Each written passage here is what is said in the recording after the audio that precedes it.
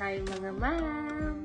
For today's video, sagutin natin ang mga tanong kung kailan nga ba ang hiring season ng mga teacher or teacher assistants or educational assistants dito sa Hong Kong. So, pasensya na po kayo kung ganito na ang itsura ko dahil 8:30 na po ng gabi at time to sleep na po namin. Yes, maaga po talaga kami natutulog at 8 o'clock ay tulog na rin si baby at kami mag-asawa ay dapat before 9 PM ay tulog na rin po kami. So yun nga, naalala ko na kailangan ko pala mag-upload ng video na to para sagutin ang tanong nyo kung kailan ang hiring season dito sa Hong Kong. Dito po sa Hong Kong, nag-i-start ang school year or academic year sa month ng August or September. And mostly, ang mga school or company ay nagre-renew ng contract ng mga employees nila every end of March or early April.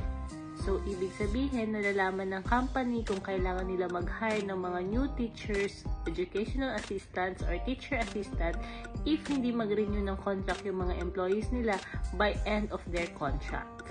So, during sa mga month ng March and April, yan ang hiring season ng mga teachers, teacher assistants, or educational assistants dito sa Hong Kong. So, ngayon ay early June na.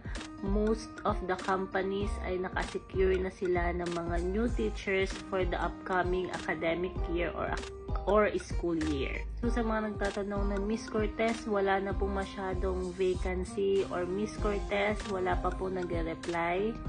Do not lose hope. Meron din namang mga school or company na nag-hire pa rin even not the hiring season. Again, uulitin ko po na ang Hong Kong, they prioritize locals over the foreign employees or foreign teachers. So, bago sila mag-entertain ng mga applicants outside Hong Kong, they make sure na wala silang mahanap na applicants na i-hire nila within the local workforce.